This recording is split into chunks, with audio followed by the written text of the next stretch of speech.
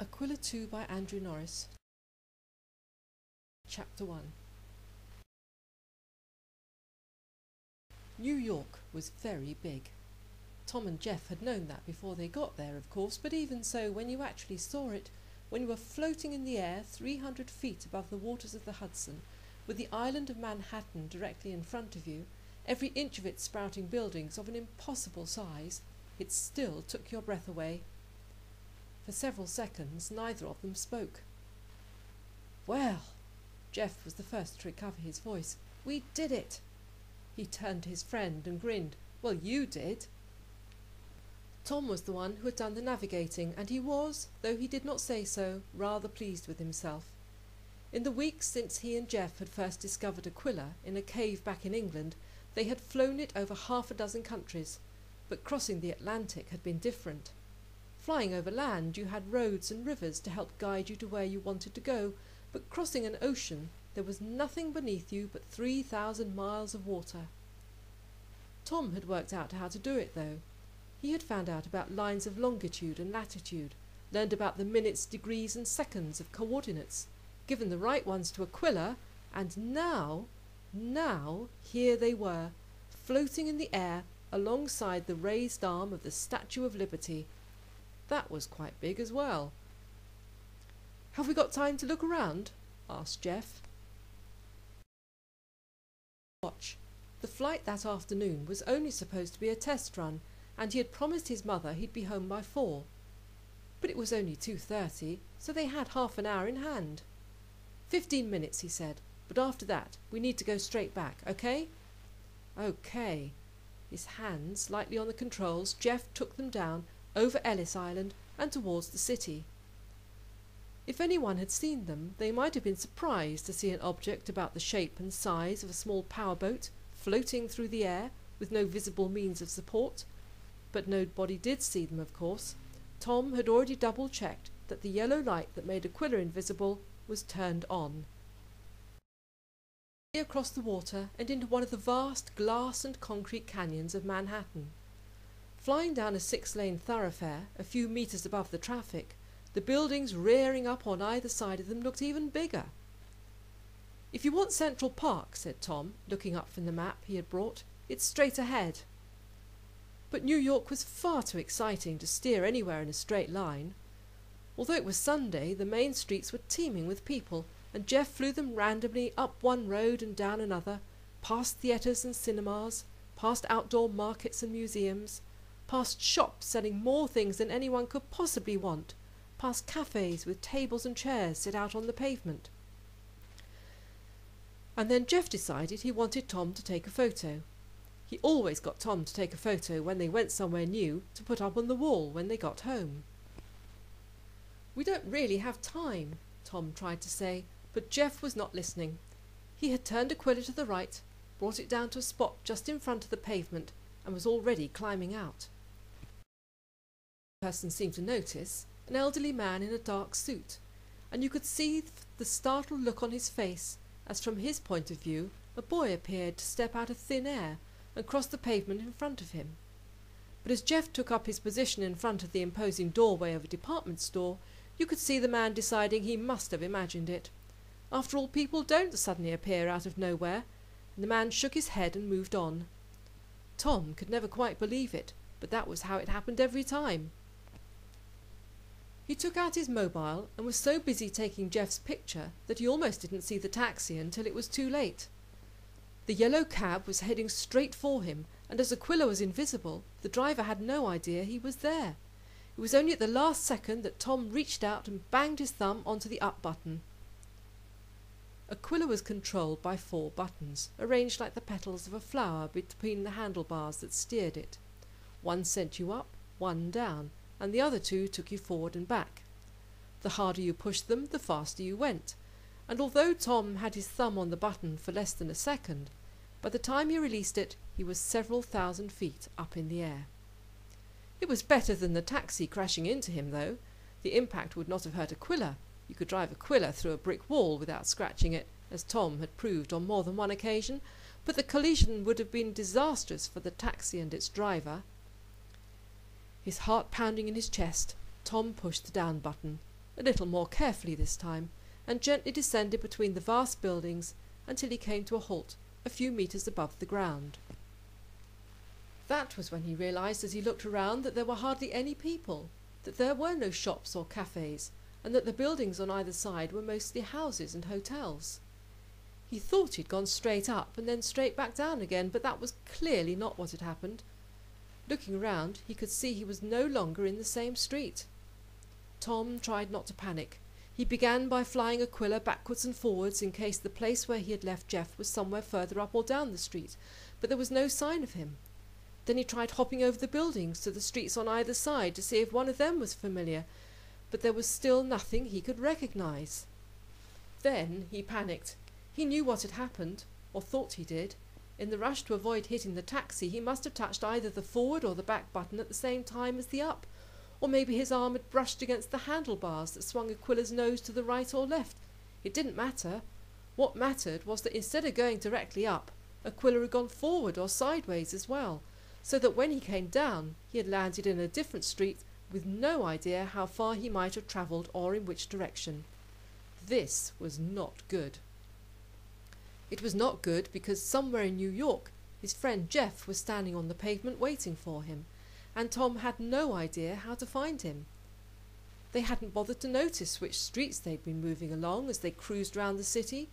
Looking at the people and the sights had been much more interesting, and now, 10 minutes after he had shot up into the air to avoid the taxi, Tom tried desperately to think what he should do. If he didn't find Jeff, the whole Aquila adventure would be over. If he wasn't home by 4 o'clock, then his mother would ring Jeff's parents to ask where he was. Jeff's parents would say they thought the boys had gone to the park to play football.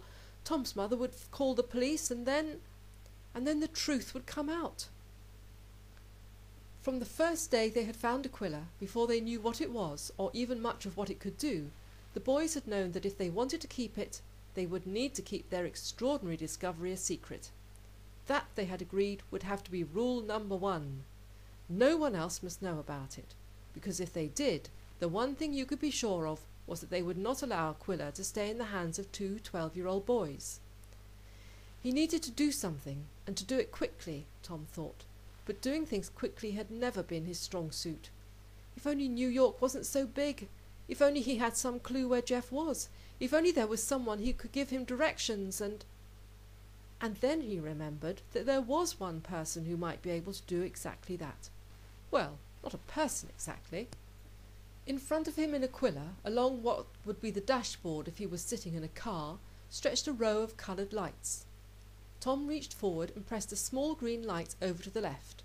The words, "Hi, what can I do for you?" appeared in the air in front of him. Aquila could speak in nearly 28,000 languages, though perhaps speaking was not strictly accurate.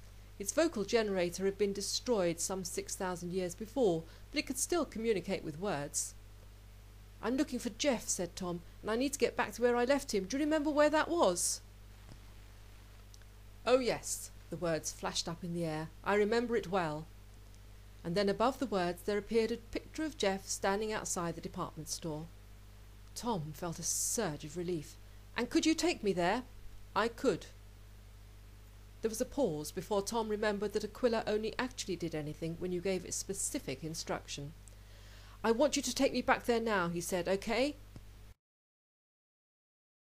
Even before he had finished speaking, and when it was above the height of the surrounding buildings, its nose swung round to the right, it moved forward 100 yards or so, and then it descended again to the level of the road.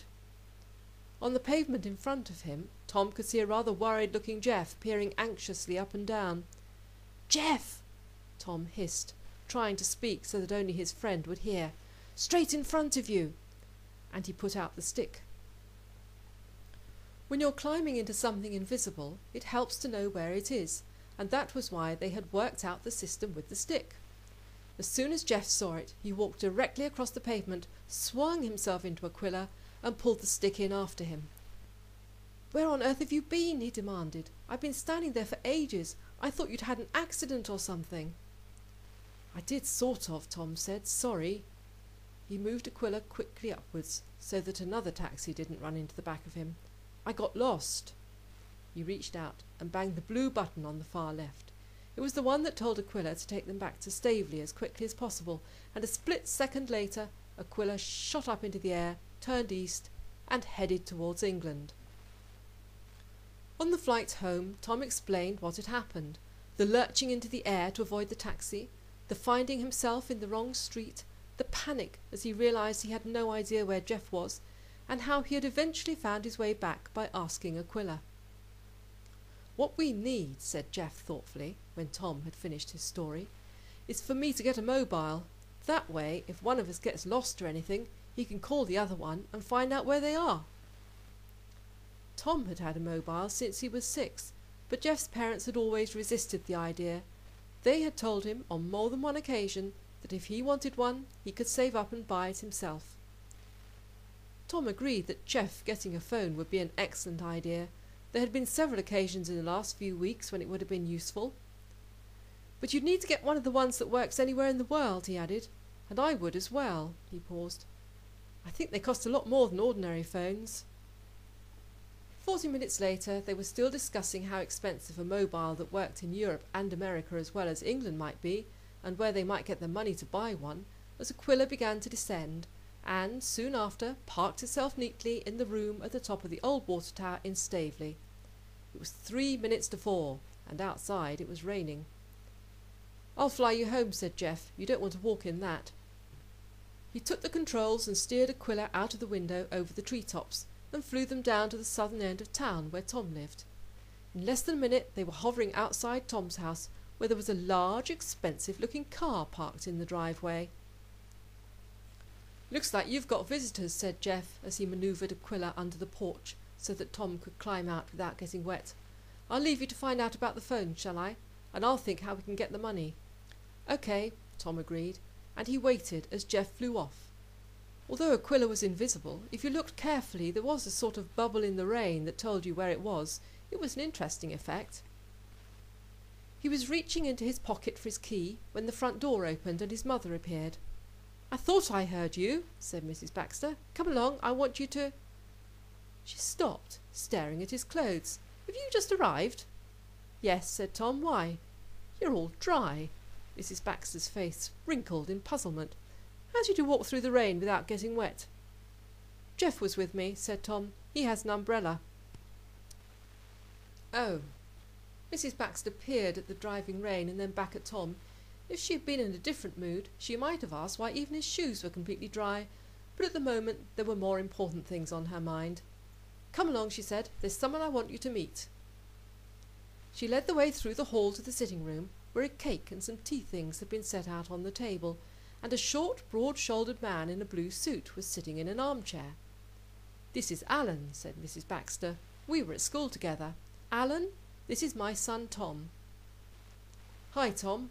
The man called Alan stood up and extended his hand in greeting. "Good to meet you."